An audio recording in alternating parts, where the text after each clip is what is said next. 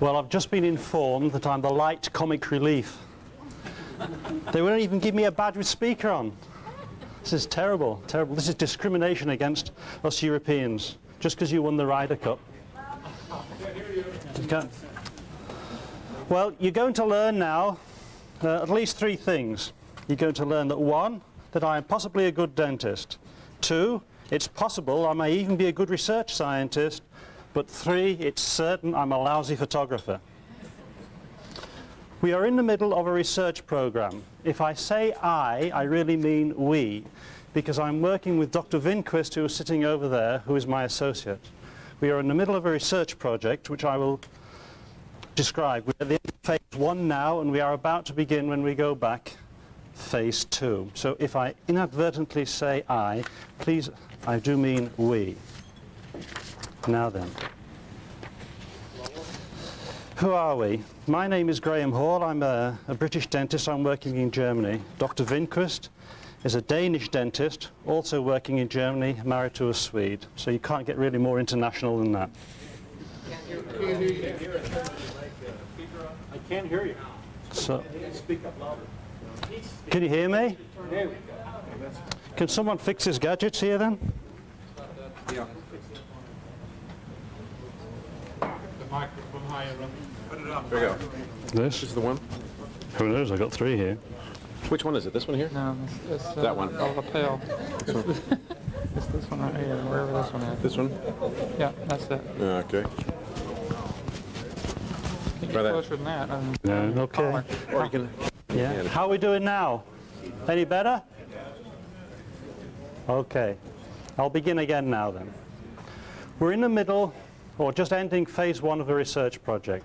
When I say we, I mean Dr. Vinquist over there, who's helped me. This is a research project, the general aims of which we're trying to establish the scientific connection between dental materials and autoimmune disease. I hope you all put your feet on the ground, because I hope to blow your socks off later with what we've discovered. I hope you all have pencils and papers ready too, because you'll need to write things down as we go along. The costs of this project have been self-borne by myself and Dr. Vinquist. She is an associate dentist who works for me. The costs of this project have been so enormous, she has yet to receive any salary this year. So then, we started off thinking purely mercury. Purely mercury. Mercury is the bad guy. As time has gone on, we have shown that mercury is not alone the bad guy. There are many other metals involved. The autoimmune diseases we looked at were multiple sclerosis, chronic fatigue, periodontal disease, and other odds and sods that came along. I've got 3 patients up there whose profile we will go through to show you exactly what we did. There are basically 3 types of toxicity here. We're talking immunotoxicity, cytotoxicity, and systemic toxicity. By immunotoxicity, we're talking about a response of the immune system on sensitized patients to a most minute amount of the antigen. Cytotoxicity is a local response at a cellular level. This causes cell dysfunction. And by systemic toxicity, we mean sort of general poisoning. Now, these are not discrete entities. The lines blur from one into the other. What we were going to discuss today, and what all our project has been, is the immunotoxicity response. So just let's look at that.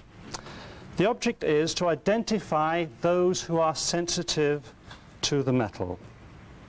And we have done this with cooperation with our Swedish colleagues, with Professor Stejskal at Astra Laboratories, Astra Pharmaceutica. Professor Stejskal has discovered a test called the ELISA test. This is a modified lymphocyte transformation test. It is, and I will read out what she's read about it, an in vitro tool for the study of allergy-inducing epitopes. In vitro assays such as lymphocyte stimulation can be used as immunotoxic markers, since lymphocytes play a crucial role in all immunological reactions. The presence of memory cells with a specificity for antigen A can be taken as evidence of exposure to this antigenic entity. If A is a low molecular hapten, such as a drug, a chemical or metal salt, the presence of A memory cells indicates an anti-A sensitization. In other words, you use the memory cells to see if this person has a sensitization to a particular metal. The memory lymphocyte stimulation assay test, ELISA, was developed in Astra laboratories for the screening of allergenic epitopes of drugs such as penicillins, local anesthetics, sulfur drugs, and other chemicals such as chloramines, etc. Recently, the allergenicity of another bactericide, thiamarosal or myothiolate, commonly used as a preservative in vaccines, has been studied. Thiamarosal contains at least 2 antigenic determinants, ethyl mercury and thiosilic acid. Lymphocytes from the majority of patients reacting to thiamarosal in patch tests have lymphocytes reacting to ethyl mercury in vitro, thereby indicating the importance of this epitope in the sensitization process. I hope you're all following this.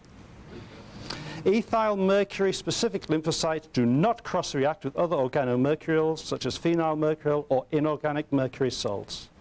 Another example of metal-specific response is the increased lymphocyte reactivity to inorganic mercury, such as in patients with mucosal changes in oral itching plainness adjacent to amalgam fillings. Memory cells reacting to inorganic mercury do not cross-react with organic mercurials. Other metals that have shown a strong antigenic potential are mercury first, then nickel, then gold, then palladium. These are the 4 horsemen of the immunological apocalypse. Originally, we thought it was just mercury. But then as we got onto people, and we studied more and more people, and we went through the procedure that we've invented, we found more and more problems. ELISA performed with metal salts allows us to study the existence of metal-specific memory cells in various autoimmune diseases, such as multiple sclerosis, chronic fatigue, etc., etc. So that was the theory. Could we, in fact, try to establish a relationship? You've got to remember here that I am not a research scientist. This is purely a masquerade. I am just a general dentist. I am just a Joe Soap dentist, foreign dentist, sitting in the middle of a German town. We work as per normal. We start at 8 o'clock, we finish at 6. I'm also president of the IAOMT Europe, so I have that as a second job, sort of part-time.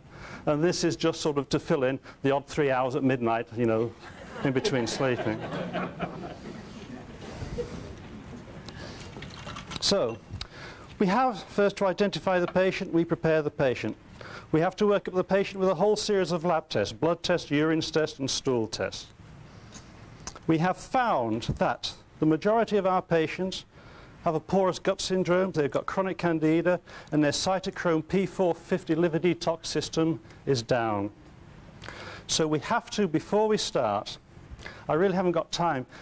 Marcia said, she said, can you only have an hour and 25 minutes? And I said, okay, that's all. I said, the talk only lasts for 25 minutes. She said, please spin it out a bit. I'll do my best, Marcia, yeah? We have to seal the porous gut. We have to treat the candida using diet alterations, and we have to activate the cytochrome P450 system.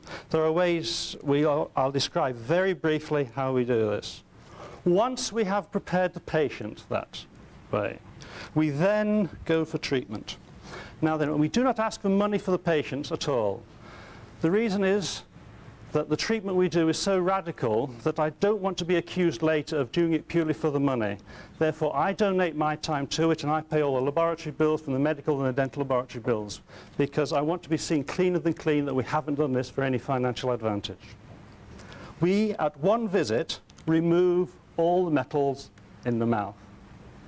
At the same visit, we remove every root-treated tooth. Why do we remove root-treated tooth? Because we don't know if there's metals down. Most of the GP points, the gutta percha points in Europe, I don't know what it's like here, have a mercury preservative on them. Even if they say they don't, they do. We cannot be sure. A lot of the paste fillers, such as N2, I'm not sure you're familiar with that, has lead in it. It has cadmium in it. We cannot be sure that these root canal fillings are metal-free. If I cannot be sure, we take the teeth out. Just removing the root filling alone, we have found, is not enough. You always leave traces behind. We are talking about people who are sensitive. They react to a minute trace. If you leave a minute trace behind, they don't get better. You have to go around, you have to curettage the bone after you've taken the root-treated teeth out. Now this is real fun for the patient because you do everything in one visit. And I'll show you a lady there who had 23 crowns done at the one visit. 3 teeth taken out, all at the same time, all under local anesthetic with no sedation. Why do we do it this way? Because the key to it all, well, there's 2 keys. When you remove the metals from the mouth, no matter how we do it, and we do the whole IAOMT protocol, plus a few other things which again we'll describe, you are bound to put metal into the body. The immune system is going to react. You are going to have these memory cells. Now remember, the metals in the body, the macrophages swallow the metals and wander about the body, and they can do nothing with the metals at all. They're designed for proteins, for bacteria, for viruses. The macrophages die and deposit the metal over the whole body. Sensitive people have memory cells specific to look for inorganic mercury, or gold, or nickel, or any combination of these, and they hunt down this metal. Where the metal is on the cell, they then go into the cell. Our theory was, if these memory lymphocytes attack, say for multiple sclerosis, the Schwann cells, I really haven't got time to go into the complete biochemistry, we've done a lot of work on this. If they go to the Schwann cells in the nose of runway and we think they upset the sodium transport, if they go in there and attack here, this is why you get the demyelinization. So you must inactivate the memory cells. So at the same time, as you take out all in the one visit, you have to dose them with corticosteroids. You must deactivate it. If not, the people get sick. We have acutely sensitive people, we remove all their fillings, and we haven't had one go sick on us later. Now the common thing was you remove the mercury and people get sick, so you do it a bit at a time and a bit at a time. They get sick because the memory cells are firing around the body. If you get rid of these memory cells with corticosteroid, they don't go sick.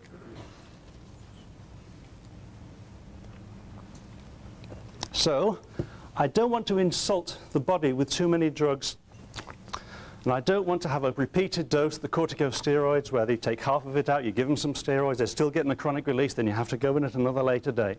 I would rather go on a clean base and hit it at day 1. At the same time, haven't finished yet, at the same time, as we're taking all this out, the patient is having real fun at this point, yeah? Now, I was the first one to go through this system, because I thought, I invented it, I'll have to see. We thought, it's okay removing it from the body, but remember what Jess said, you've got to remove it, not just from the teeth, but you've got to remove it from the body. So I thought, well, how do you remove it from the body? So we began to think about this, and we thought we need chelating agents. So what have we? DMPS, DMSA, we found them to be largely ineffective.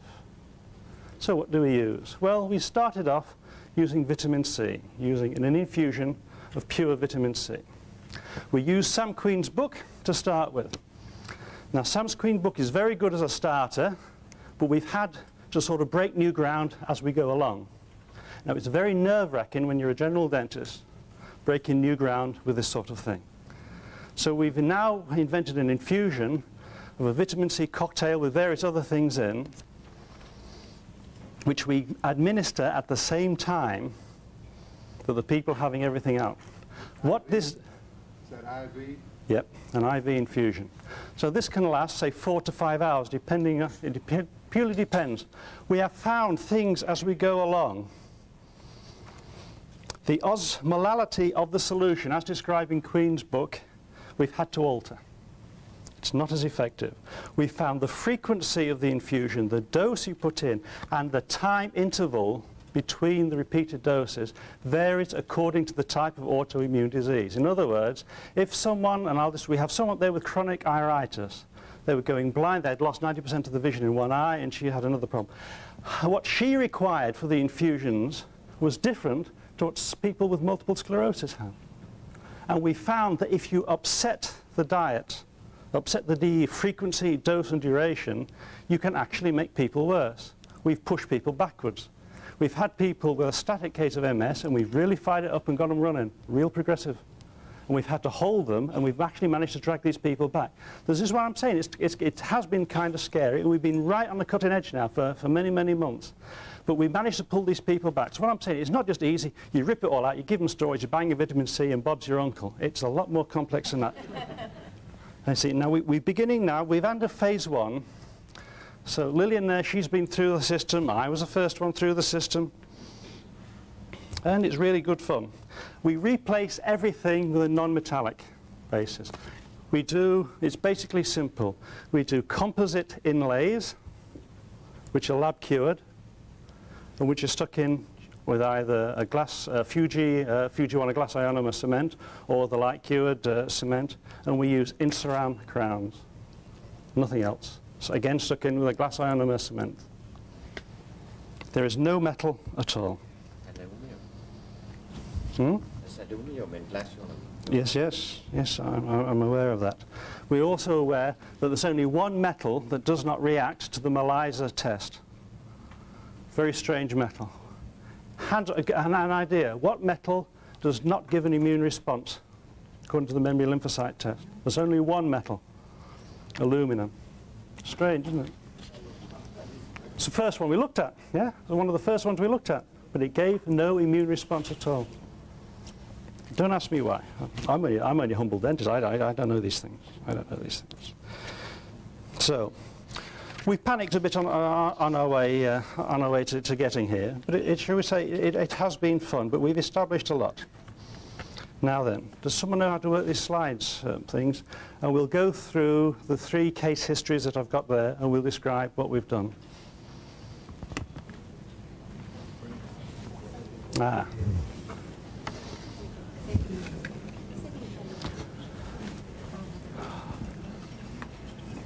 Okay. Is there any possibility of moving the...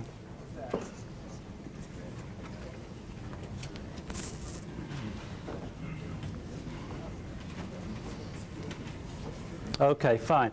We're now going to talk about, this is a ELISA test. This is my ELISA test. This is how I reacted. Now then, what you've got to look for here, thanks, is stimulation index. That's the key to it, the stimulation index. So the stimulation index is, it's regarded as at low concentrations, which is fairly here low concentrations, at least low concentrations. If the stimulation index is 2.5 and under, then it's not regarded as a problem. 3.5 to 2.5 is regarded as a grey area. Above 3.5 is regarded as pathological. Above 5 is regarded as serious illness. I was 8.9. I hold the world record for mercury. I've been working mercury for years and years and years, and have been sensitized to it. I've also been mercury-free for a long time. And when I look at these results, I say, thank God, yeah. So to Sam Ziff, who wrote the book, gee, thanks, I owe you a lot. Here we are, GH9 line. This is me again. Please note, strong palladium, gold. Gold here reacts, but reacts to the very high concentrations, not at the low concentrations. That means I have been exposed, the immune system has been exposed to gold, but it's not pathologically reacting to it. There are no memory lymphocytes going around at low concentrations. Platinum I'm okay, lead I'm okay, cadmium no problem. People who smoke, without exception, respond to nickel and cadmium. Titanium, please do not think titanium is a clean alloy. 15% of our people react to it. In Germany, the most common reaction one is palladium, because palladium has been a catalytic converter. It's in the exhaust. As the exhaust comes out, you breathe it in. You're having a constant, chronic inhalation of palladium. And we're seeing now the palladium thing go up and up and up. Okay, so counts per minute, etc., blah, blah, blah. So we've said evaluation, positive. This is me, inorganic mercury, phenyl mercury, copper, palladium, cadmium, and methyl mercury. Positive to high concentrations of gold indicates exposure but not allergy. Negative to all other metals tested. Okay. This is a little thing that we hang in just to alarm people. This is dispersiloid, 2 years old. And these are just little droplets of mercury that we put on. This is a poster that the IAOMT Europe, the Academy, International Academy, etc. This is the one thing we give our members just to show people. I thought I'd just throw that in. It also proves I own a ring flash. Okay, let's talk about the patients. If we were going, the diet has to alter according to the type of patient you've got. Okay, so this is a general Mr. Average. This is the first one you run through, MS. This one is without a candida problem. This is what we will give them to start off with. L-methionine. This is vitamin E, 400 international units with selenium, 100 micrograms. Activated charcoal, another selenium, 200 micrograms. Acidophilus and also bifidus bacteria to keep the gut going. L-glutathione, vitamin C, 1,000 milligram tablets. A general vitamin and mineral tablet, and then fiber caps just to increase the fibers as they go through the body, because you have little bits of particles of mercury stuck within the body, and I want the whole lot swept through. This is what's in, say, the glutathione. You have L-cysteine and stuff, etc., glutathione, glutamic acid. We use this company Lambert's only because I happen to have heard of them and got a good relationship with them, and the products seem to be good. This is the Health Insurance Plus. I put this out just to show you that it has bits of everything from vitamin A, beta-carotene, vitamin B6, B12, etc., and down to cholines, also vitamin E, calcium, chromium, iron, iodine. So all the bits you would miss out. So this is a general one that we take, a general vitamin and mineral supplementation. Occasionally I have given people too much selenium because it's also got selenium in, so they have selenium with the vitamin E, they have a separate selenium, they have selenium here, yes, and we have had problems with that. You'll learn as you go along. Acetylcysteine. We use this in the actual operatory. People rinse out with this beforehand. I want to cover the whole of the mucous membrane with this because this acts as a sort of chelating agent to stop them absorbing it. And we also use it in a spray, so when we've taken the mercury or the gold or anything off the tooth, we actually spray deep in down inside the dentine with the acetylcysteine. Now then, who have we got here? Okay, guy number 1. All these patients, by the way, part of the condition of them coming through the program was they had to submit to any publicity as we go along. This is a guy 8 years into MS, progressive, wheelchair bound. He had his dentistry, you can see, 2 small amalgams and 1 vital crown. And the rest of the teeth were gone. He's in his mid-40s. His ELISA test, strongly positive to nickel, positive to gold, methyl mercury and cadmium. But I don't know if you can see it, if we go back here, strongly positive to nickel, we said. Stainless steel pin inside. That was his non-smoker, never smoked in his life. No response to cadmium, 1 stainless steel pin. Mercury exposure. He never wore dentures, he never had any partial prosthesis in the mouth, he had no other metals. How do we know he had that? Because we have the metals analysed. We have to take the metals off, we analyse. We don't just take a crown off, oh, well, I think that's about gold. You know, if you cut through a gold crown or whatever it is, you have a very good idea what sort of metal it is. But we send it to the Max Planck Institute and they do the analysis for us. He had 2 minor amalgams. Strongly positive to nickel, gold, methyl mercury, cadmium. He was an engineer, so he was exposed to trade. So here we had mercury in the spit. This is as we're going along, you see. Does it? Under 2, no problem there. Mercury in the urine. Nothing to speak of. Other results, they've got creatinine in blood, the albumin stuff, everything. This pH, urine pH very low, otherwise protein and stuff. No major problem. Blood tests they had done at the local doctors, everything in the normal range. He's perfectly healthy apart from his MS. Quicksilver in the stool, in a stool sample, feces sample 16.5, when they said the normal for an amalgam-free person is under 10. He had 16.5. He had 2 small buccal amalgams. He had had all his teeth out 12 years previously and had no exposure to it in that time. After 24 hours after we took those 2 small buccal amalgams out and we gave him the infusion, he had 3,550 micrograms per kilo in the stool from 2 small. Please note, nothing came through the urine at all. There was no mercury through his urine whatsoever. So do we get to that level? Remember, we've done the whole bit with the special aspirators, with the acetylcysteine, with the water. Is he going to get that from it? Is he? Hell, that's deposited in the body. And that we took the pin out. At this time, we didn't test for nickel. We're going to do all this the next time round. Here's my mercury vapor monitor. I have nothing as nice as your Jerome. This is a much bigger system. It's a factory system. And it's very nice. It has a little alarm button that glows red. So if you're testing someone in the mouth and all of a sudden it starts whining and the alarm goes, I'm saying, I'm sorry, I've got to leave. If you're a German factory, you've got to be evacuated. Okay. So this measures micrograms per cubic meter air. Now then, I went through the system. I went through the infusion once, and I went through the infusion twice. A different infusion second, just to see what would happen. After my second infusion, that is the amount of mercury came out in the sweat of my left hand after I washed it and dried it. 1,826 micrograms per cubic meter. That is 24 hours after the second infusion. So guys, as dentists, you've really got some stuff in there. Now, I stayed at that level for 3 days and then it stopped. After the first infusion, I went in the first week to 700, second week to 1,300, third week to 1,700, stayed there for 2 weeks, and then came to one day and it suddenly went down to 7, which is what it was before. Literally overnight, from 1,700 to 7. And that's through the sweat, just in the hand. So is this in the air over the sweat? Yeah. I mean, we're talking, you know. So when I say, I think we've, now this is, if someone comes up and says, this is an English patient we did, we have to have the diagnosed yet. In England, they don't do MRI scans, or Kernspins as they're called. I think MRI scan is the correct English translation. I have difficulty with English now sometimes. But, so we need a definite confirmation. In Germany, it's easier, we get an MRI scan done. What did he have?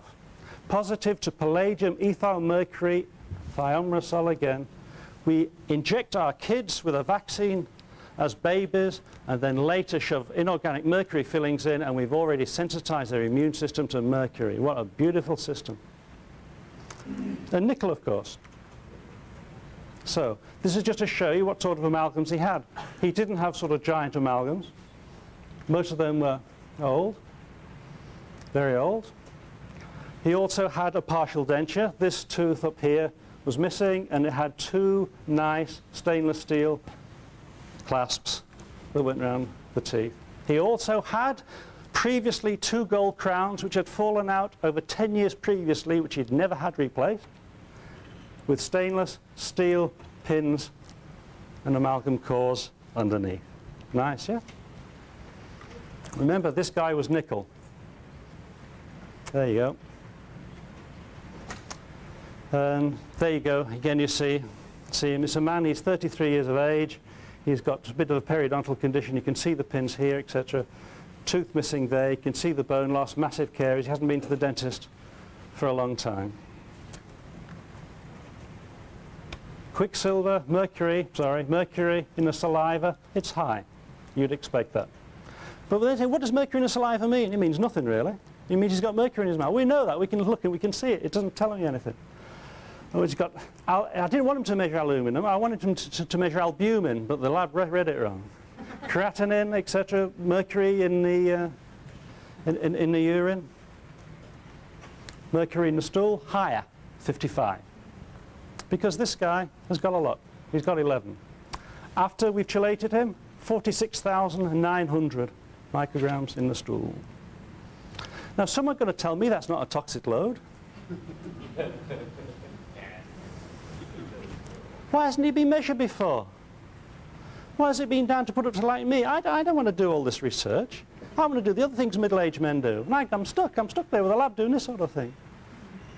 I haven't played golf for years, which was painfully obvious yesterday.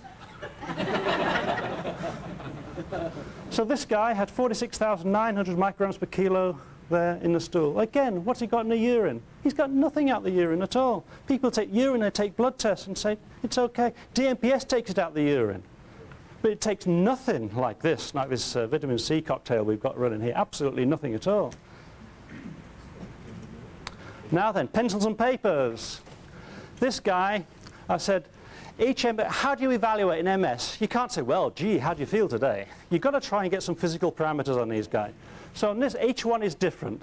Now then, we've had guys who come in with a stick, and the next time they come, they hand you the stick and say, I don't need it anymore. You know, well, that's a positive thing.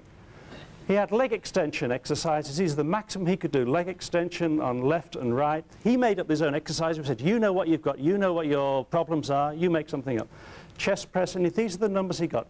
10, 5, 11, 15, 12, 8, 12, 5. And he could walk 3 steps in a line without losing his balance. This was before we did anything to him. This is a ground zero. That was 2 weeks after the treatment. You written it down what he had before?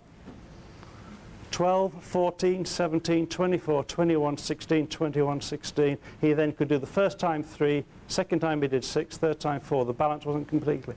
But all the major muscle groups, both his endurance and his strength, increased, sometimes by a factor of 2. And we see this on every one we go through. And that is 2 weeks after the infusion. 2 weeks after. What doesn't come back straight away, as you'll see as we go on, he said handwriting's always a problem. So we got him to do a handwriting samples. And we've been, a very crude element, we've been checking. And he said, this really hasn't changed. The handwriting hasn't, he still has a problem with it. He has to go back to school to learn how to write. He's lost the physical coordination. We think, we don't know, the major muscle groups come back first. Babies learn to walk before they can write. So they come back first, but these 5 things, he says he has to learn where to put the pen and he has to practice writing. Okay, darling. So, let's go to another one.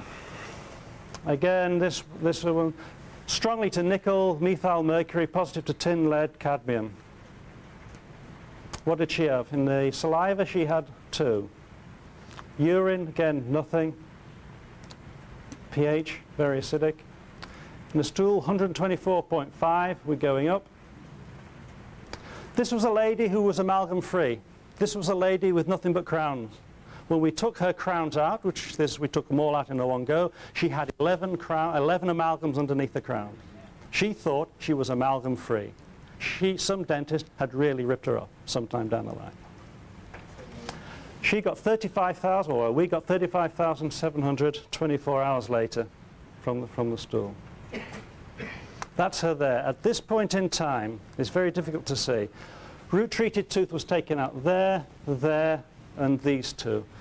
This is a lady with chronic iritis. She had this eye condition. She'd been operated on 4 times. On the left eye, she only had 10% vision. They were now going to start on the right eye. She was panicking.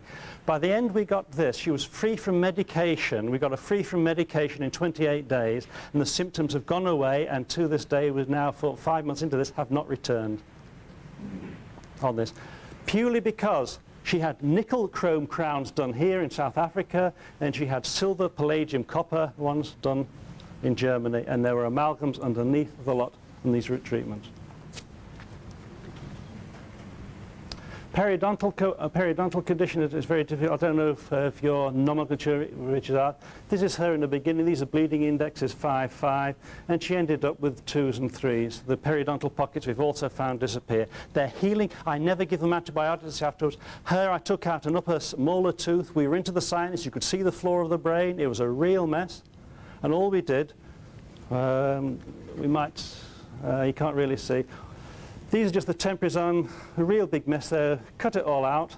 The healing under this regime is superb. We've yet to give anybody antibiotics. We've yet to give anybody painkillers despite doing all this. That is 7 days after. That's again 7 days after with the temporaries off. I've gone straight into the sinus. I could stick my thumb in that sinus. Not that I did, of course, but you understand. And a week later, that's in the upper right 4 and 3 we had to take out. That was a real mess. We had to drill the whole of the buccal plate away. Because of you can imagine a root-treated 4, you know, what chance have you? It's been root-treated 12 years or so. So it breaks into a million bits, and you have to take the whole of the buccal plate out and scrape and scrape. Real fun. Sewed her up, and that's a week after, no problem there. Another week after, no problem. So there you go. So what we found out is that people with these proven sensitivities, if we actually remove the metals in the way we do it, so far so good, they all seem to get better. It's been a very dodgy process as we've been going along. We've had to learn a lot. We're now going on to stage 2, where we're going to we're going to concentrate just on AMS people, identify the metals, take them out, and we're going to see what happens to this lot.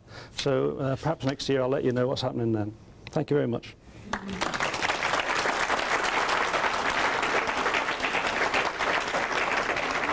Thank you. Do you want to set up the projection?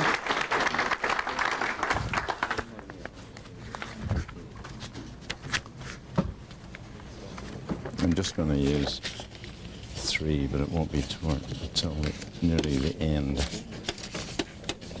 Okay, so I'll just leave that one again. If you can't get it working, it doesn't matter. God.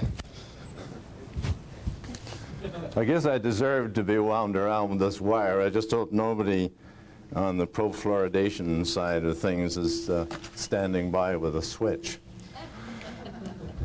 Now, in the program it says I'm going to speak about the safety and efficacy of fluoridation, and I'm not. Richard Fisher, when he called me about speaking here, told me that you had all been spoken to by people that covered the fields of the lack of efficacy and the lack of safety. So I said, well, that really doesn't leave me anything to talk about except what it does to fish. And Richard said, that's a hell of a good idea. And so that's going to be a part of my presentation.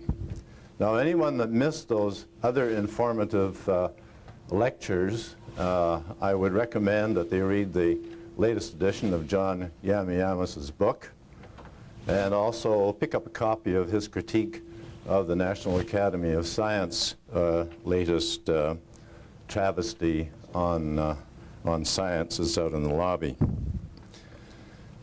Now, in our area, the Pacific Northwest, the promoters have even stopped themselves talking about efficacy and safety. Now, when they write up a proposition for the elections coming up in the civic ones in the fall, they speak about what a bargain fluoridation is. You know, for 50 cents. Actually, last week it went up to 65 cents. I guess this is to compensate for inflation.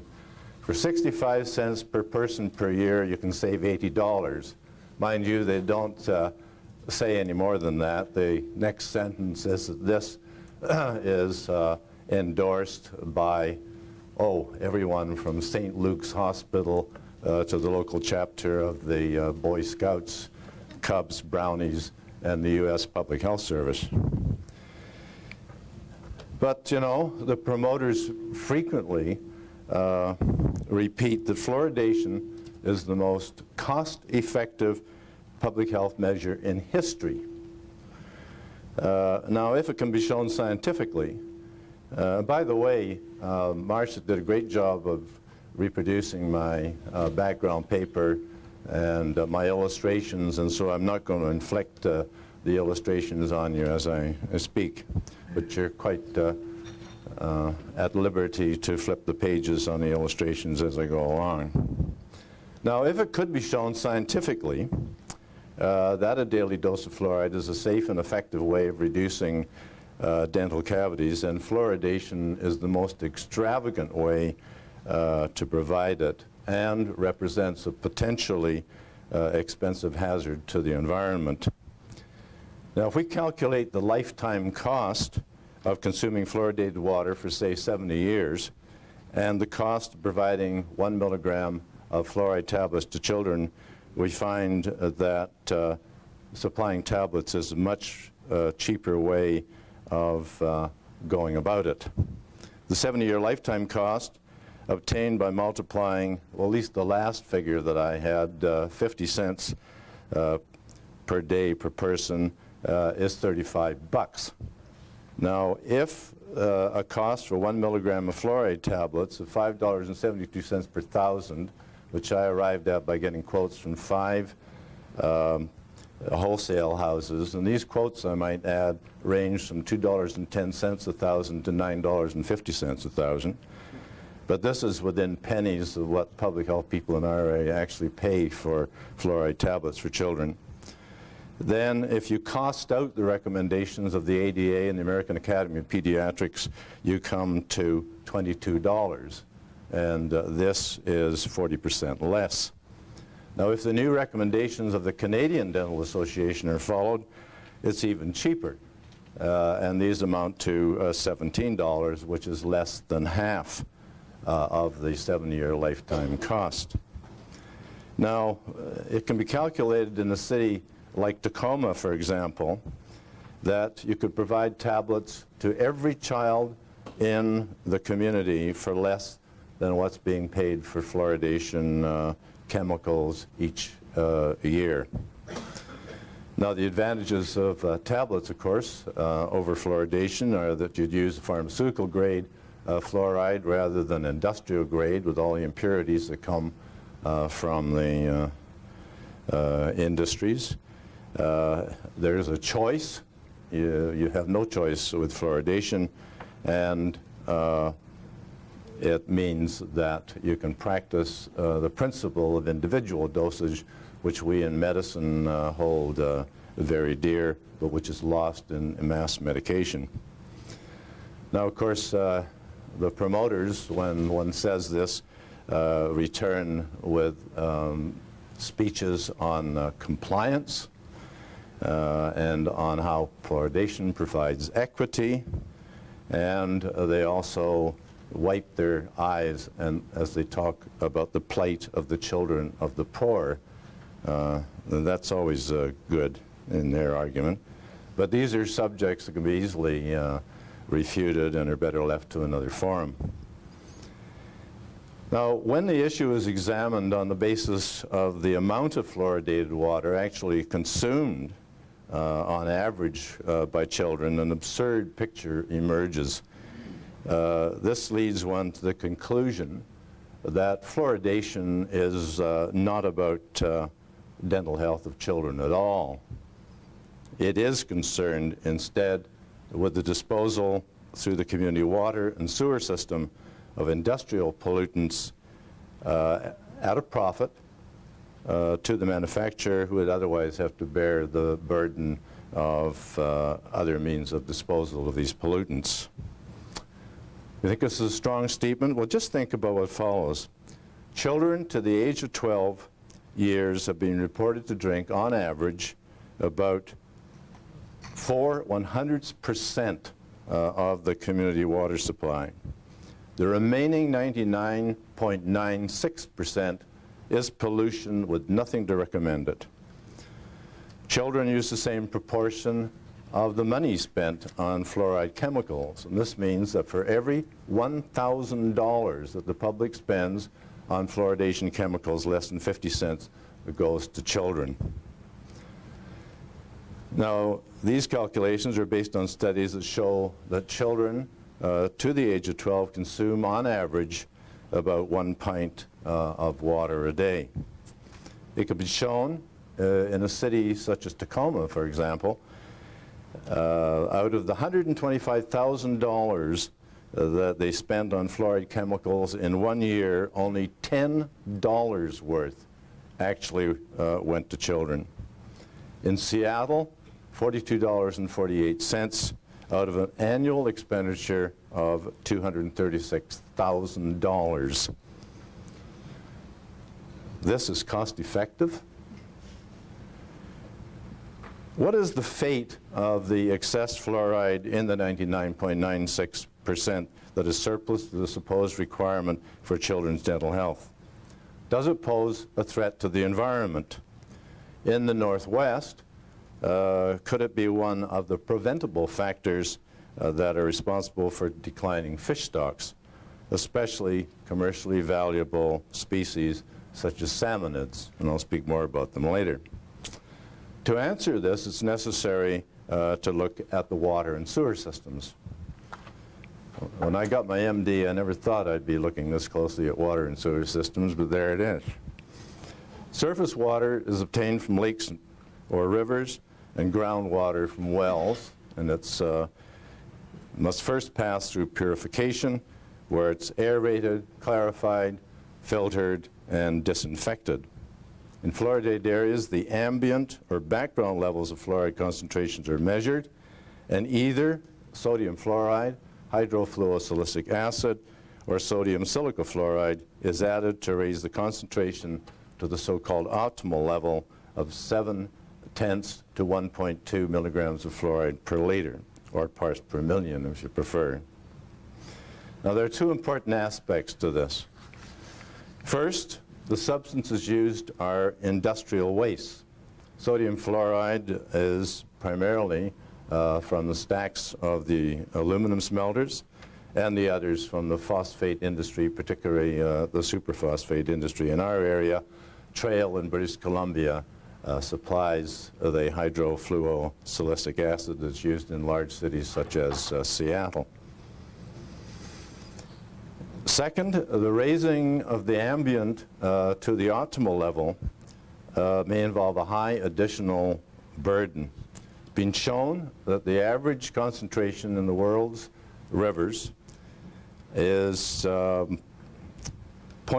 or 1/10 to 2/10 of a milligram of fluoride per liter. Now, in my background paper, I have a statement in there that it's 0.01 to 0.02, and I obtained this from the Rose and Marrier study in Canada, but on checking on their primary document by Carpenter, the correct figure, and if you want to correct that in your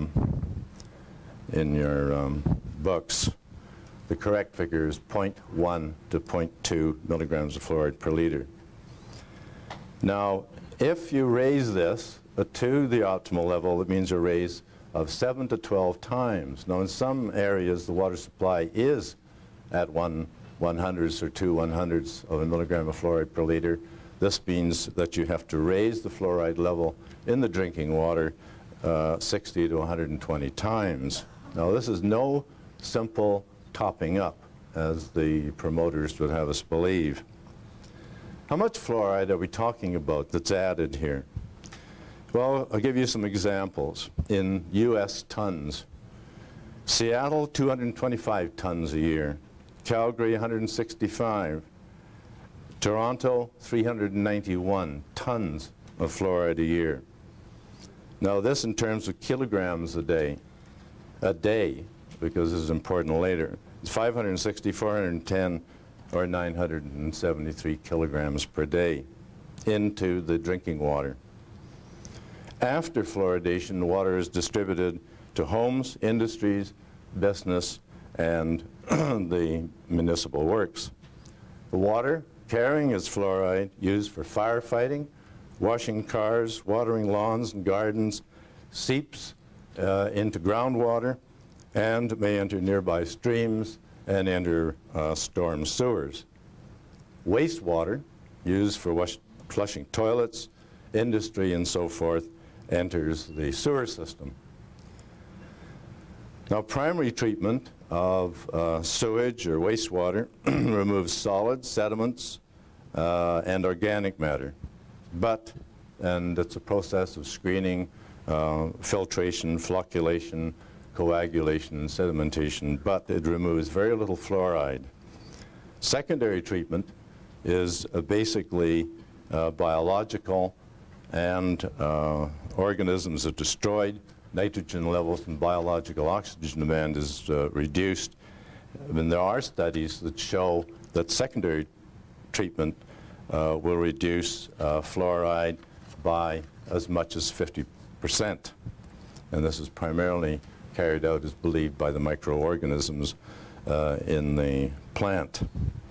Now, if this is the case, the daily effluent from Seattle, Calgary, and Toronto that I quoted before, assuming all have secondary treatment, contains at least 280, 205, and 486 kilograms of fluoride a day, plus an unknown amount from other sources. And this effluent is discharged either into surface waters, such as lakes and rivers, or into tidal waters of the ocean. The concentration of the fluoride in the receiving waters depends on a number of factors. The ambient level of the fluoride in the receiving water, the concentration before fluoridation, the amount of fluoride added, and the rates of flow of production of discharge and of the receiving water. Now what remains after secondary treatment is sewage sludge. And this may be retained in holding ponds, incinerated, or increasingly spread on agricultural and including forest lands. If 50% of the fluoride is removed during secondary treatment, the remainder must be in the sludge. But attempts to obtain an assay of the fluoride content of sludge are frustrated. And I'll give you an example. A public servant in British Columbia who's supposed to be IC sludge, when I asked him to give me some figures, told me during a telephone interview, fluoride in sludge is not a problem. So we don't measure any levels. And I said, well, how do you know it's not a problem if you don't measure it? And he said, someone up there, and these are his exact words, must have measured it sometime and told us that it's no problem. Now, that's a Canadian story, but it's no surprise. And I'll read you the remarks that I got from a similar question from the Department of Ecology of Washington State. And I quote from the writer. Water quality personnel told me they know of no wastewater permits issued by ecology that require monitoring for fluoride, nor are there any numeric standards for fluoride in wastewater or sludge. And then he continued, and he put it in parentheses. Fluoride, as you can see, has not been identified as significantly toxic to aquatic life in concentrations expected in discharges, and therefore is not monitored in discharge outfalls. End of quote. Now, recent official US and Canadian reports don't give us any more information. The massive toxicological profile for fluorides, hydrogen fluoride, and fluorine, prepared in 1991 for the US Public Health Service, and the State of Canada's Environment, or Canada's Green Plan, prepared the same year, stress the absence of information, and even on the movement of fluoride through the terrestrial food chain or the aquatic chain. Now, Canada's Green Plan is interesting because it mentions fluoride twice in passing, but doesn't list it in the index. Now, it has to be pointed out that those people carrying out these studies, and these were massively financed, had both the funds and the technical resources to locate and evaluate all of the studies that are extant.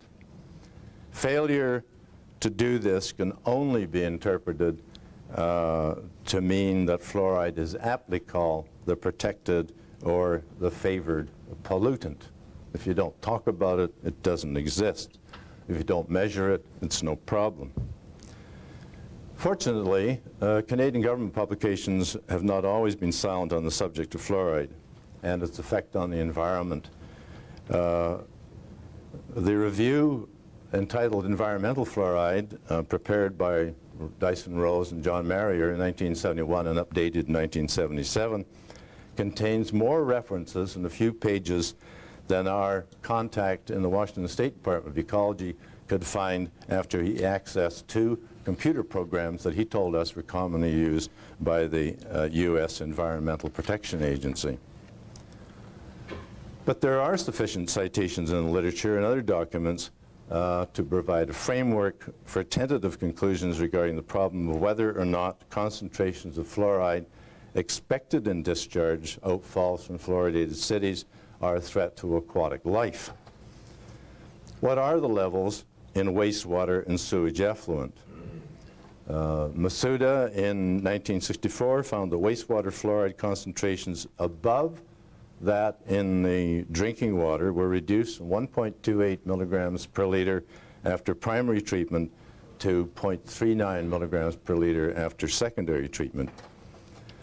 Singer and Armstrong in 1977 found a similar concentration in unfluoridated sewage. That is, unfluoridated sewage is about 0.4 milligrams of fluoride per liter, and 1.16 to 1.25 milligrams per liter from sewage from fluoridated cities.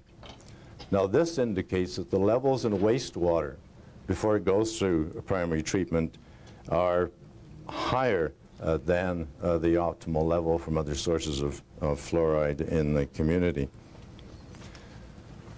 Now, the effluent may be discharged in either fresh or tidal water. Studies by Balls in 1973 of the input from fluoridated Bozeman, Montana, into the East Gallatin River, and I hope I pronounced that correctly, and of Singer in 1977 of fluoridated Minneapolis, St. Paul into the Mississippi River show levels of effluent of 0.6 to 2 milligrams of fluoride per liter for Bozeman and 1.21 milligrams per liter for Minneapolis, St. Paul. And these levels do not return to the background levels for 5.3 kilometers in Bozeman's case and 16 kilometers in Minneapolis, St. Paul, which means that those rivers are contaminated for that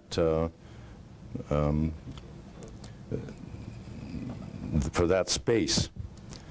Now, it's clear that these values are higher than the average concentration for uncontaminated surface waters of 1/10 to 2/10 of a milligram of fluoride per liter. It must be pointed out that although dilution reduces the concentration, the fluoride is still moving in the water and is either deposited in sediment or carried to the estuary. Now, fluoridated cities like Seattle, Tacoma, and others have their effluent outlets into tidal water, such as Puget Sound. Now, seawater has been shown to have a higher concentration of fluoride than unpolluted surface water. But this, 1.35 to 1.4 milligrams per liter, is total fluoride. Ionic fluoride is 4/10 to 7/10 of a milligram of fluoride per liter, and a similar amount is held in the form of, with magnesium in ionic form. Now, fluoride in the ocean is constantly being combined with calcium carbonate from aquatic organisms and taken down to the bottom of the ocean to form a sediment, which incidentally has been stated to persist for 1 to 2 million years.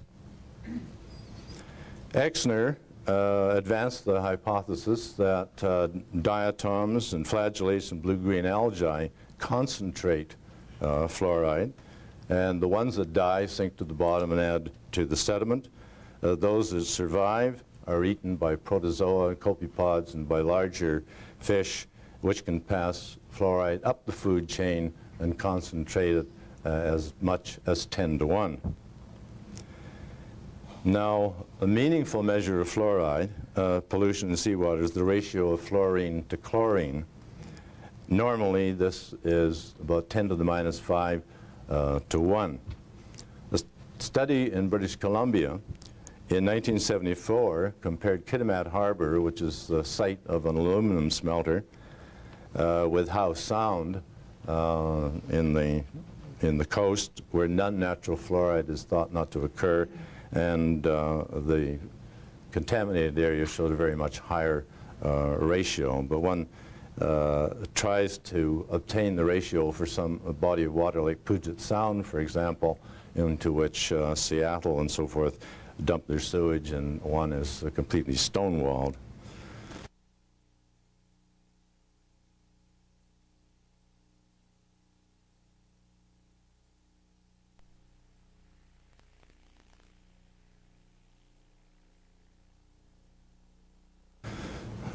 Next year, perhaps I can tell you what it is. But contaminated rivers flowing into an estuary or into the ocean directly can elevate the amount of fluoride. Growth in 1975 showed that Narragansett Bay on Rhode Island, fluoridated water from 5 fluoridated cities contributed 36% of the fluoride in the bay. It's interesting that Carpenter, who did a major study on this, felt that there was a cyclic activity regarding fluorine, and he thinks that the element is selectively lifted from the ocean to fall in land and rain and snow. And it is this activity more than any other that's responsible for the background level of the world's rivers of 0.1 to 0.2 milligrams of fluoride per liter. However, he feels in this cyclic process that the loss to the land is less than the formation of ocean sediment. So the fluoride in the oceans, in any event, is steadily increasing and could eventually reach levels that could inhibit the enzyme systems of aquatic life. However, as is the case with surface water, it's the localized effect of increased concentrations that have to be the focus of our concern. Higher than normal fluoride levels in estuaries and the ocean, as well as in surface water, must concern us, as aquatic life over the course of time have become adapted to these normal levels. The fluoride in the sediment is a time bomb. Exner describes a massive fish kill in Placentia Bay, Newfoundland, produced by a spill of over 10,000 kilograms per day from a phosphate plant. And then he described how dredging sometime later repeated the massive fish kill by bringing the fluoride out of the sediment. Now, in addition to effluent discharge into water, there's a problem after secondary treatment with the disposal of sludge. The EPA solid waste regulations list 220 organic and inorganic constituents that can contaminate groundwater. However, new regulations promulgated by EPA promote the beneficial use of sludge, that is, the use as a fertilizer. The land farming of sludge has been described as doing little more than transferring the chemicals in the sludge into groundwater and into the air. Attempts to obtain an assay of the fluoride content of sludge are frustrated, as I have mentioned previously. The quality and the safety are judged on the basis of its content of heavy metals such as cadmium and of PCBs. Now, in your the paper that I put in your, or that Marcia put in your manual, I've shown you a diagram of a proposed land application site for the Tulalip Indian Reserve in Washington State. And this diagram shows how pollutants, including fluoride, can be spread in this manner. Sludge applied to the land creates aerosols that are widespread and may be ingested by animals. The sludge covers the surface and adds toxic substances to the soil. One application of sludge has been said adds more lead to the soil than did 50 years of using leaded gasoline. Incidentally, in Oklahoma, when the fluoridation plant had to stop production, the the lead levels fell from a high of 32 parts per billion to 17 parts per billion within a few months. And this, somebody asked me to slip this in somewhere, indicates that fluoride has a role in producing a higher level of lead in the water and also in the effluent and in the sewage sludge. This may be the result of the ionic action of fluoride, or it may be the result of the acidity that are produced in these fluoridation plants. But anyway, there it is. But Tacoma still has a lead problem. Now, substances such as fluoride and viruses can move through the soil into the groundwater of the aquifer. Now, fluoride emissions from industrial stacks have been reduced. And this is one thing, of course, that the official government reports do state, and they give it in the thousands of tons over a period of years. And these have been reduced by scrubbing the stacks and either bagging the pollutants or making up the cocktail hydrofluosilicic acid. So the fluoridation of water supply provides an alternative to expensive landfill, neutralization ponds, ocean dumping, and controlled metering into surface waters. And in addition, it turns a profit and is carried out in the name of children's dental health with the full support of public health agencies and health professionals, not just the dental health professionals, but the medical health professionals as well.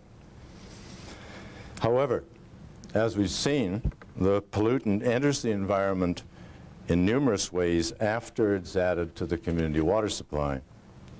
Now, is there evidence that the amounts and concentrations expected there is a threat to aquatic life? John Osterman of the Department of Epidemiology of McGill University in 1990 published a paper in the American Journal of Public Health which argued that Montreal, which I should tell you dumps its raw sewage directly into the St. Lawrence River without benefit of anything more than screening the lumps, should reverse this. This is a Canadian characteristic, incidentally, and you'll hear about it. Vancouver and Victoria do the same thing. He argued that Montreal should reverse its decision not to fluoridate that they had made on environmental grounds. He stated that the changes are minimal and remain below toxic levels recorded in the literature and recommendations by scientific authorities for the protection of the environment and human health. Now, Osterman favored a plan to put into the St. Lawrence River an additional 1.09 metric tons, that's 1,090 kilograms of fluoride per day.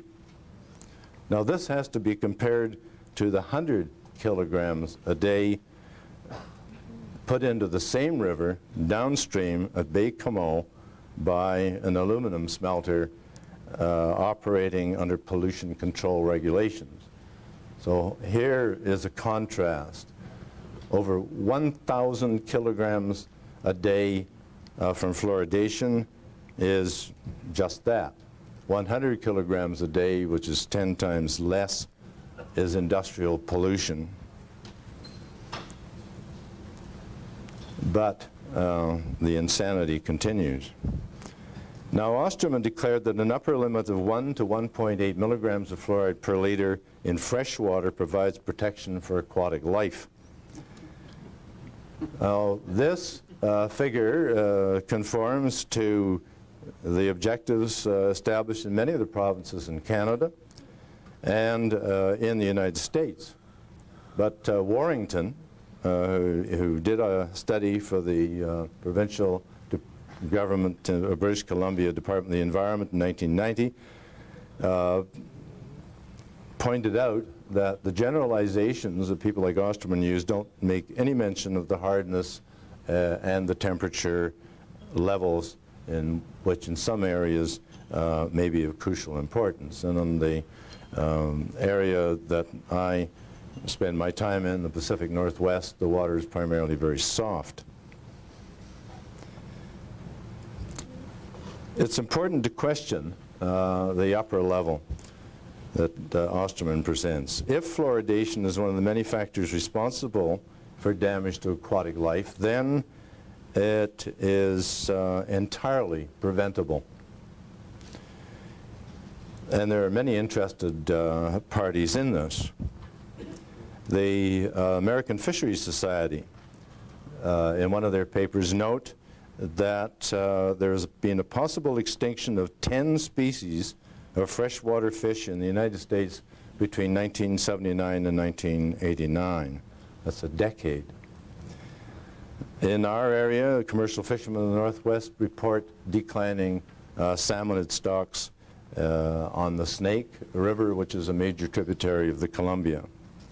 But I guess what takes the cake is that on the North Thompson River in British Columbia, salmon runs have declined so seriously that they're having to capture the salmon and take their sperm and put it in a sperm bank, because they, some of the runs that used to number 2,000 to 3,000 are now down to 12.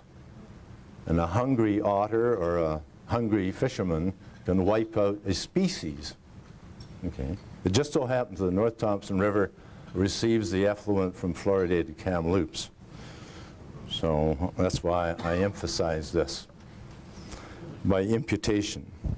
Now, if anyone here is not familiar with the salmonids, our major prize, of course, is the Chinook, which is also known as the king salmon or spring salmon. And these are large fish that commercially weigh between 20 to 35 pounds, but can be caught 65 up to 100 pounds.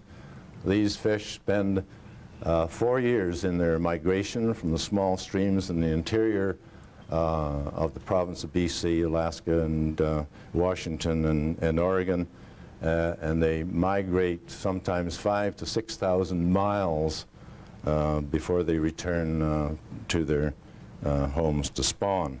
So they're extremely important commercially. And here they're having to put their sperm in a bank in Victoria.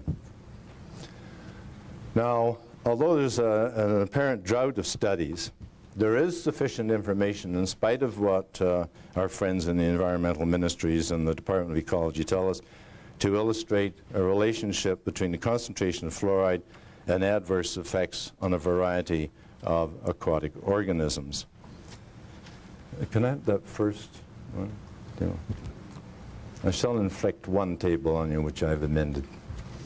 Information that is available can be organized to show relationships above, at, and below the upper limit of 1 to 1.8 milligrams of fluoride per liter that Osterman and others have claimed are safe.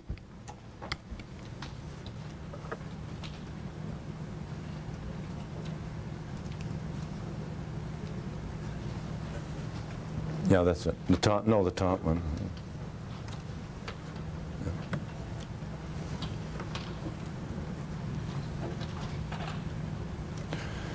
Okay, above 1.8 milligrams of fluoride per liter, studies show lethal effects on rainbow trout at 2.3 and 7.5 milligrams per liter, depending on temperature. And as you can see, the higher the temperature of the water, the lower the concentration of fluoride that will cause 50% deaths to the rainbow trout. And also studies have shown that brown trout and chlorella, which are blue-green algae, were also affected. Now the study for chlorella stopped at 1.9 milligrams of fluoride per liter, and I'm sure that had they continued the experiment down to lower levels, that they would have found that levels probably around 1 or less would have been fatal. Now within Osterman's 1 to 1.8, there's delayed hatching of rainbow trout. This occurred at 1.5 milligrams per liter, and the death of brown mussels at 1.4 milligrams per liter. Now below 1 milligram of fluoride per liter, important relationships have been demonstrated that have a particular reference to the Pacific Coast salmon fishery. An algae, Porphyria tenera, was killed by a 4-hour laboratory fumigation with fluoride, and the critical concentration appeared to be 0.9 or 9/10 of a milligram per liter. Now, this algae, along with the blue-green algae, of course, are some of the very important foodstuffs of salmonids and other fish, so that if you have a high enough level of fluoride to kill off the food, you're naturally going to have this effect working up the chain. In Pocatello, Idaho, Meter's trout farm, which was established in 1915, encountered problems. Now, between 1949 and 1950, they noted that their eggs failed to hatch, adult fish were either killed or suffered skeletal malformations, and the cause, and this is shown in court documents and unfortunately is not a peer-reviewed scientific paper, but you have to take what you can get, showed that the cause was a fluoride contamination as low as 5/10 of a milligram of fluoride per liter. Now, Warrington, we mentioned previously in British Columbia, the Department of the Environment, recalculated the results shown above for the LC50 of rainbow trout and recalculated these in terms of the BC temperature, which is about 53 degrees Fahrenheit, and the degree of hardness of water, and found that in the soft water, as measured by, say, 10 milligrams per liter of calcium carbonate, the fatal level to kill 50% was 2/10 of a milligram of fluoride per liter. And finally, Damker and Day of the National Fisheries Service in Seattle demonstrated a high salmonid loss at the John Day Dam on the Columbia River between 1982 and 1986, owing to the inhibition by fluoride of migrations at levels below 0.5 milligrams per liter. A Damker and Day study is a field study, and these are very rare in the literature. Most of them are putting little things like fleas into test tubes and covering them with fluoride and this type of thing. So a field study, if you're interested in fish, is extremely important. And it requires less mathematical manipulation than does Warrington's study, but it comes to the same critical value. And that is, the critical value in fresh water is, particularly in our area, is 2/10 of a milligram of fluoride per liter. And that's important for the safety of these important commercial salmon species. Now, the lower Columbia River serves as a border between the states of Washington and Oregon, and I have a map in my background paper that you can look at. And it drains a very large area from British Columbia to the north, right through to Wyoming in the east. Now, in 1979, 1980, the question, where have all the fish gone, was answered when it was discovered that the passage time upstream of salmon at the John Day Dam from the mouth of the Columbia was 158 hours and associated with a 55% loss. Downstream at the Dalles Dam and the Bonneville Dam, the time was less than 48 hours with an acceptable survival. To make a long story short, the level at the McNary Dam upstream was found to be 0.1 milligrams, which is the ambient level of the river, and the level at the John Day Dam was 0.5 milligrams per liter, and this was due to pollution from an aluminum smelter 1.6 kilometers from the John Day Dam. Can I have that chart? The polluter, after some battle, was forced to reduce the discharge from 384 kilograms to 107 kilograms, and this reduced the concentration to 0.17 milligrams, which was associated with a reduction in salmonid loss to 11%. There was a further discharge lowering to 49 kilograms in 1985, and the loss was reduced to 5%. The year after that, the loss was less than 1%. And what happened was that the fluoride levels came down to this critical factor of 0.2 milligrams of fluoride per liter, or close to it. Now, these authors carried out control tests in a fish trap where they gave the fish given amounts of fluoride to see whether it was indeed the fluoride that was causing the migration delay, and it certainly was indicative. What the mechanism is not clear.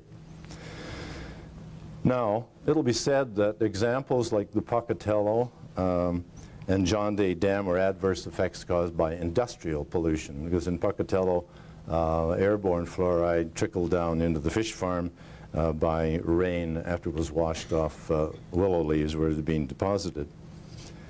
And so these effects are said to be caused by industrial pollution, not fluoridation. Now, this is reminiscent, and somebody mentioned earlier on about the Mad Hatter, but this is also reminiscent of Lewis Carroll's Through the Looking Glass. When I use a word, Humpty Dumpty said in a rather scornful tone, it means just what I choose it to mean, neither more nor less. Look, fluoridation is pollution. And it's industrial pollution, because that is the source of the product. Now, even though one may believe that on average 100% of the water supply makes a difference in dental health of children as a side effect, the fact remains that industrial waste is added to 100% of the community water supply and is dispersed into the environment. There's no question that more studies are required, but we should use what we know. Now, a recent review in BC, and I mentioned again, Warrington felt that, and he stated to the provincial government that the level should be 0.2 milligrams of fluoride per liter in soft water and 0.3 milligrams per liter in hard water. But British Columbia still continues to promote fluoridation. So here's one government department saying that for the protection of these valuable species, they must confine it to 0.2 milligrams per liter, which is less than the so-called optimal level. And you can sprinkle less than that in the fluoridated area into the creek with your garden hose. And so, again, if they were to monitor it and if they were to follow the guidelines, they would have to discontinue fluoridation, or they would have to put in some kind of tertiary treatment system, or both. So I've got the signal to discontinue, and I can't resist the temptation to conclude with another allusion to the world of Alice in Wonderland. Even though one may be convinced that fluoride is a gift of God, and incidentally, the Public Health Service, the Surgeon General, and the American Public Health Association called leaded gasoline this in the 20s, to continue to advocate fluoridation is to dance as a professional, my last one, Tweedledee with the polluters, Tweedledum. And of course, the latter calls the tune. Thank you.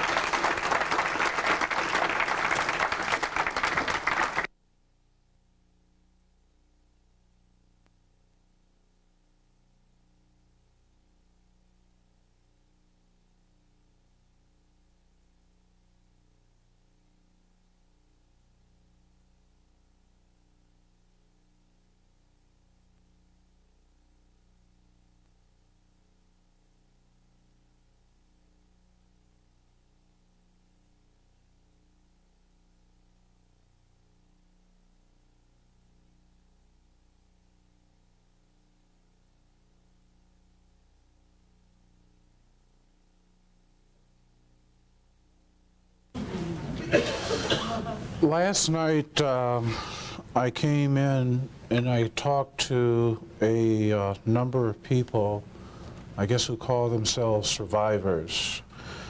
They talked about having a life of depression, chronic fatigue, having trouble with concentration, attention, even difficulty planning daily activities. One young lady kind of somewhat implied even potential suicidal thoughts. These, if you were to basically take this information and then, I guess, tell an insurance company that once I had these fillings removed, all these things went away, they probably would say to you, well, it was probably a coincidence, or it was something that you ate, or whatever the case may be, or you didn't eat. But these are subjective type of thoughts, things that people go through. Through the use of quantitative EEG, which is taken an EEG, which is non-invasive, that is, there's no radiation, there's no dyes, there are no electromagnetic fields. The technology is here where we can statistically analyze the EEG and cortically map the activity of the brain.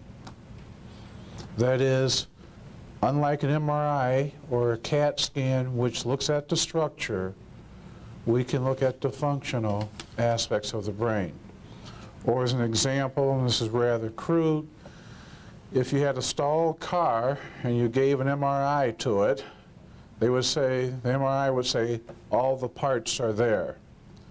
The QEEG would say, this is why it doesn't start. And in essence, that's what we're looking to do, is that this is not a doctor in the box.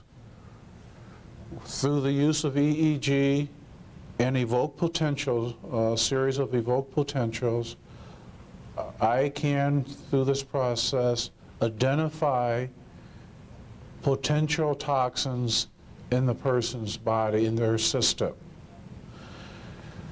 I can, for the people who have not had these things removed, I can substantiate their complaints. Again, this was kind of like an impromptu type of meeting, and I have in the past done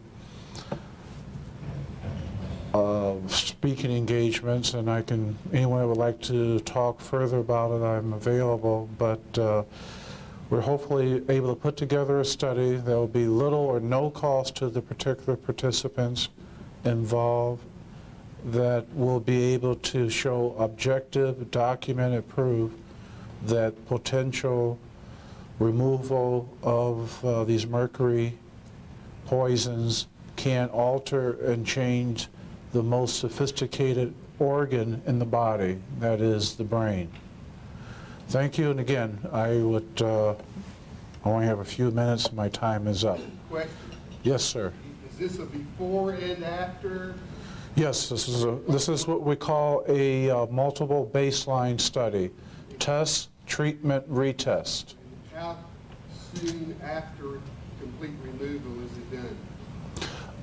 At this particular point, we are in the process of designing the study. In principle, we're looking at 3 and 6 month intervals to get beyond what we call placebo effect. Will the patient base for this study be limited to the Chicago area? No, it'll be available to anyone in the country. I have another colleague in Tucson, Arizona, who would be participating with me, but anyone that would be willing to come, again, it would be, we're trying to set up where it would be no, for my particular service, no direct out-of-pocket cost to the patient. Yes, ma'am. Are you interested in patients that have had their amalgam removed and still suffer brain problems, or would that not be part of the study? We're not sure right now. We could potentially, once, the key is we're trying to see if we can develop a profile that is certain things that we know based upon previous studies. We know how alcohol, cocaine, crack, whatever affects, we even know what lead does to the brain. We can take this information, extract it out, and whatever is left, we can basically say, well, maybe this is due to mercury. If we replicate these studies, then we can still narrow it down, and then once we get beyond the point where we can start saying we have a pattern, and then we can start predicting, we can then go back and say, look, this is what we did, and this is what were our outcomes. Just real down and dirty, basic type of thing. Insurance companies, and again, this is not a political type of thing, but we're moving into an era where the only way insurance companies are going to pay is that you have to show where it is affecting a major organ in the body. They're just not, I mean, I face this all the time, showing what they call medical necessity. And we can show by objective data the medical necessity of this procedure and what it can do to help the patient. Is this a standardized EEG they get anywhere, or do they have to go somewhere special? They have to come somewhere special because the EEG is done on a digital computer. And the neat thing about this is that because it is digitized, we can then go back and look at that data, compare the patient, the same person later, and show the differences in their EEG readings. So they would have to come to Chicago or Arizona? Well, you know, if they want to fly me out to, you know, the Fuji Islands, I'd be willing to go. Yes? Would you talk about that Supreme Court decision briefly? Okay, well, first of all, this is this procedure, the quantitative EEG, does have a ICD-9 code or CPT code. It is FDA approved, and the United States Supreme Court, I think it was in 1989. I don't have it with me, but I can provide the specifics. Admitted it into evidence in a case involving juvenile felons. Now, I won't get into the specifics, but in essence, based upon the EEG, the quantitative EEG, they were able to show that an individual who had been abused earlier as a child committed a heinous act as an adult. And again, the United States Supreme Court did accept that into evidence. It was admitted through, excuse me, 1 second, I think through either a couple of, I want to say child agency groups as a friend of the court. Yes, sir. Well, it sounds like as you designed this plan that you have, that we could include our colleagues that use amalgam and do before and after when they put the amalgam in. I didn't quite, I'm not a dentist, so I can't tell you. If any dentists that use amalgam do the test before they put the amalgam in, let's do it after. It would be very good information, I think, to go along with that.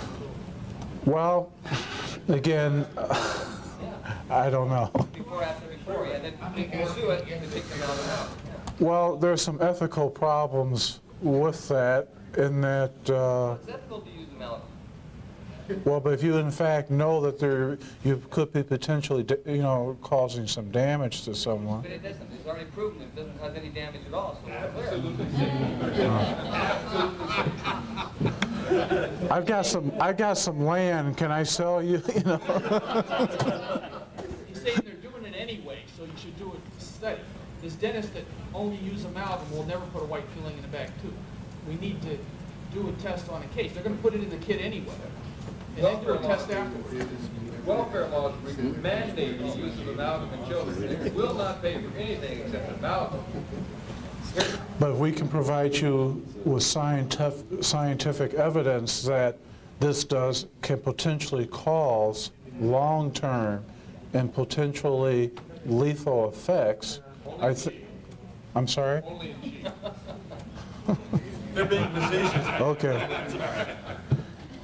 Okay. The humans have to be the guinea pigs first. That's the way it's going down. So why not just go ahead and use them and let's just see. I know that's hard and cold, but what else is it going to take? We don't know. Yeah, EAP. Yeah, I don't know. I don't. I'm more of a scientist that I can give you a process as to what's been pointed out. I can prove or disprove whether or not this works or not. I don't know. Just tell them the science committee of the IAOMT and the research committee of the IAOMT will be developing the protocol for the study. Okay. You heard it from the main man himself. Okay. Any other questions? Okay, again, if someone wishes to talk, I'll be more than willing to talk. I'll be around tonight. Stay for the freebie meal, you know.